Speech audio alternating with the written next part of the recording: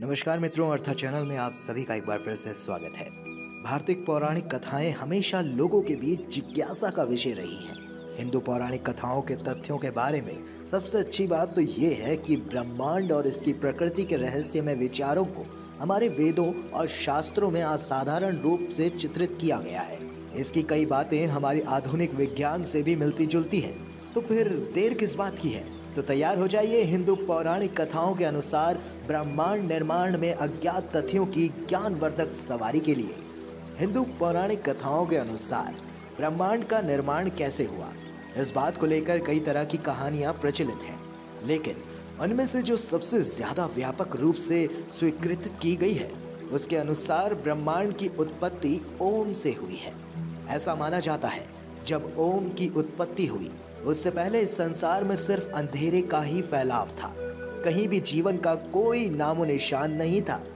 हिंदू पौराणिक कथाओं और अन्य शास्त्रों वेदों के अनुसार ब्रह्मदेव को सृष्टि को रचने वाला देवता माना जाता है। मनुष्यों के आदि पिता मनु के भी पिता होने पर ये परम पिता कहलाते हैं। माना जाता है कि ब्रह्मा जी ने दो अन्य देवताओं के साथ ब्रह्मांड का गठन किया था, जिनके नाम थे भगवान शिव और भगवान विष्णु। जैसा कि हम सभी जानते हैं, ये तीनों हिंदू धर्म में प्रमुख देवता हैं। ब्रह्मांड की उत्पत्ति को लेकर क्या आप ये जानते हैं कि हमारे वेदों में ब्रह्मांड की उत्पत्ति की बहुत स्पष्ट और सटीक व्याख्या की गई है। ऐसे में क्यों ना आज ये जाने कि वेदों में ब्रह्मांड के विषय में क्या क्या बताया गया है। तो चलिए आज जानते हैं कि वेदों के अनुसार ब्रह्मांड की उत्पत्ति कैसे हुई। ये ब्रह्मांड अंडाकार है, इसमें जल या बर्फ और उसके बादल घिरे हुए हैं। जल की इस मात्रा से भी 10 गुना ज्यादा ये ब्रह्मांड अग्नि तत्व से घिरा हुआ है और अग्नि से भी 10 गुना ज्यादा ये वायु तत्व से घिरा हुआ माना जाता है।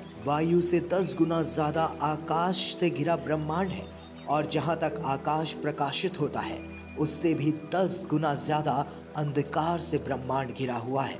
यह अंधकार अपने से 10 गुना ज्यादा महत्व से घिरा हुआ है और महत्व उस असीमित अनंत से घिरा हुआ है जिसे हम ब्रह्मांड कहते हैं।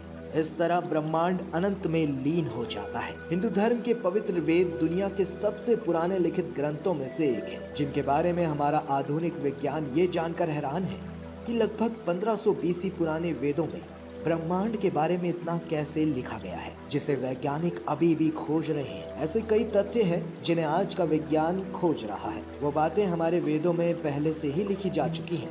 यही कारण है कि हिंदू पौराणिक कथाएं और ज्योतिष व हमारे वेद शास्त्र दुनिया भर में लोकप्रिय हैं। ऋग्वेद के अनुसार सृष्टि के आदि काल में ना सत था ना असत, न वायु थी ना आकाश, न मृत्यु थी ना अमरता, न रात थी न दिन।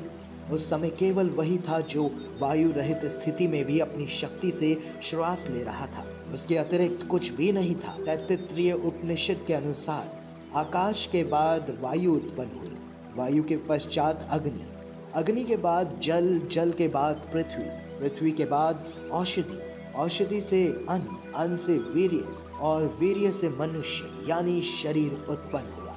इस तरह 5 तत्वों यानी कि आकाश, वायु, अग्नि, जल और ग्रह से हमारा और हमारे ब्रह्मांड का अस्तित्व है। दोस्तों, उम्मीद है कि आने वाले समय में विज्ञान वेदों में वर्णित ब्रह्मांड की उत्पत्ति और अधिक स्पष्ट रूप से समझ सकेगा और हमारी आने वाली पीढ़ी को और स्पष्ट तरह से इससे जुड़ा ज्ञान मिल सकेगा।